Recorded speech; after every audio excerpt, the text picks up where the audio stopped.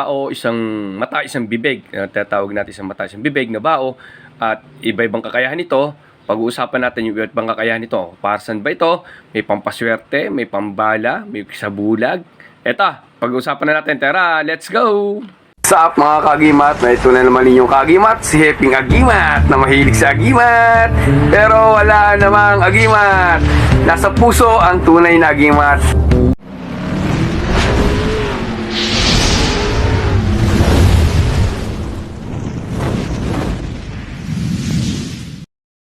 Yun, mapagpalang araw sa inyong lahat, no, Luzon, Visaya, Mindanao, mapagpalang araw sa inyo.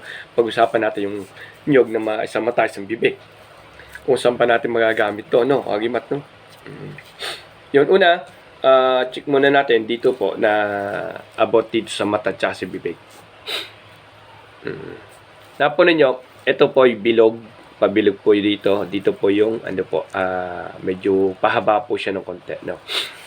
Ito po yung bibig niya. Yung bilog po, yun po yung bibig niya.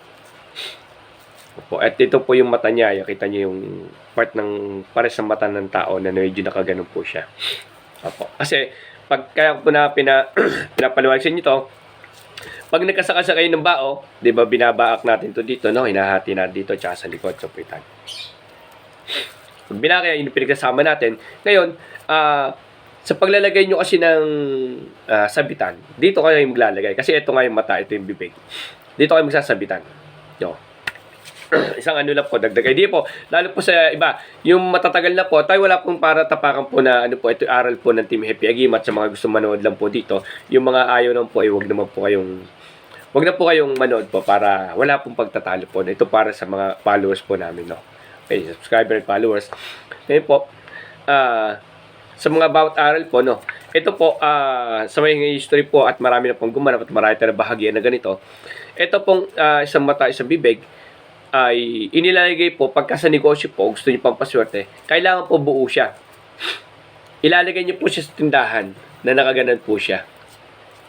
May patungan kayo nakaganan po talaga siya maganda. Ayan, nakaharap na ganan. Okay? Tapos, ayan, pag nakano yan, hanggang ayan nyo lang po sa tindahan. Hanggang kahit masira na to, mata, bibig, masira, hayaan nyo lang po sa tindahan. Huwag nyo pong aalisin sa tindahan to. Hayaan nyo lang po siya hanggang sa masira po siya doon sa tindahan.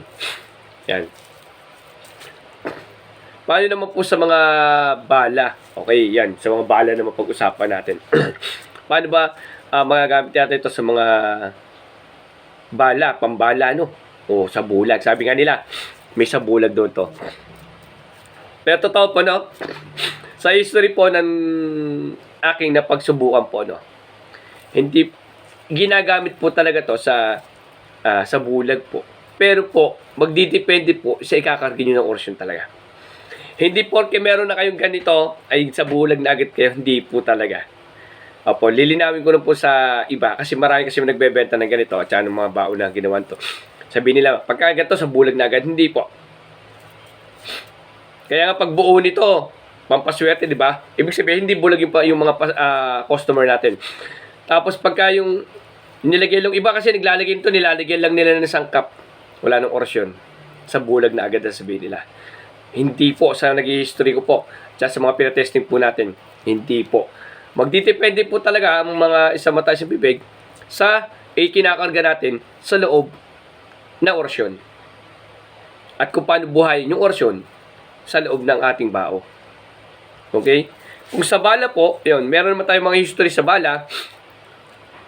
Pagka pambala po, no, sasabi natin pambala, pangkaligtasan, huwag nyo na samahan po ng mga poder. Huwag nyo samahan ng mga pampaswerte. Huwag nyo samahan ng mga bulaklak. Huwag nyo samahan ng mga ara. Yan. Okay, huwag nyo na samahan po ng mga ganun, mga pampaswerte. Pagka sa bala po. Huwag nyo na pang gagamitan ng gano'n, no? Ito naman po, nagagamit din naman po sa pampaswerte, kahit gawin yung baong gano'n. Kung gusto nyo, baakin yung harap at likod, kahit walang orasyon po, yung mga sangkap naman po na pampaswerte, doon yung pagsasama-samahin po siya. Kung pampaswerte po, ha. Iba po yung sa bala at iba yung pampaswerte. Okay? Lagay nyo po lang mga andon. Ngayon, kung may pampaswerte orasyon, mas maganda po. Okay? Basta pagka po yung pambala na gagamit natin, hindi po natin nilalagyan ng mga pampaswerte, mga bulaklak. Okay, pampaswerte, puro pampaswerte naman po siya lalagay nyo. Opo. Kasi iba kasi sabihin nila hindi pampaswerte ito. Pero to marami pong gumagamit din po. Nasa nagkakasa po talaga. Okay? Tapos meron pa yung mga yung pampaswerte sa bala, pamproteksyon. Yun. Yung mga pamproteksyon po, meron kasi mga orasyon na ginagamit tayo na para sa baon na paging proteksyon sa kulang barang elemento, no?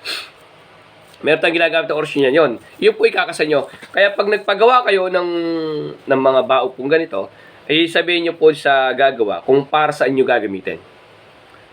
Okay? Hindi po pero meron lang ganito, gano'n na po agad-agad, hindi po. Sabihin nyo po sa magkakasahan na para pang kontra kulang barang. Hindi po pwedeng pangkalahatan. Hindi kayo si Superman. Yan po, no? Yan po yung mga sabihin nila pangkalahatan na. Hindi po pangkalahatan na lahat na swerte tsaka lahat-lahat na. Hindi po. Dagdag idea lang po sabi sa aming experience po, no? Kung meron naman kayong mga idadagdag na ibang kakayahan nito, comment down lang po kayo para madagdagan din po aral namin. At madagdagan din po ang aral ng mga ating mga kasamahan. Dagdag lang po kayo. Comment lang po kayo sa baba para maunawaan din po ng iba. Yung mga ibang aral na nagawa nyo dito sa ating isang mata, isang bibig. Tapos yung langis ito, ginagawa natin. Yung langis ito ang ginahalo natin sa mga langis ng buhay na panggamutan. Yung langis din ito ginagamit natin pampunas po sa ating mga medalyon. Okay? Doon. Dagdag idea lang po. Konting dagdag idea lang po para sa mga bagong lalabas na, alam ko naman na maraming lalabas ngayon next year. Maraming lalabas na mga meron ng mga aral. Opo, sa mga testingan. Meron mga lalabas yan next year. Ramdam ko na po yan next year. Kaya sana sa mga tulong sa inyo, ang konting kaalaman ninyo, kagimat, si Happy Agimat, mahilig sa agimat, pero wala agimat, nasa puso, ang tunay na agimat. Basta lagi kayo tumawag sa taas at linisan ng puso upang madaling makatawag ng Holy Spirit na lulukob sa ating kahilingan. Okay? Maraming salamat at God bless sa inyo lahat. Thank you.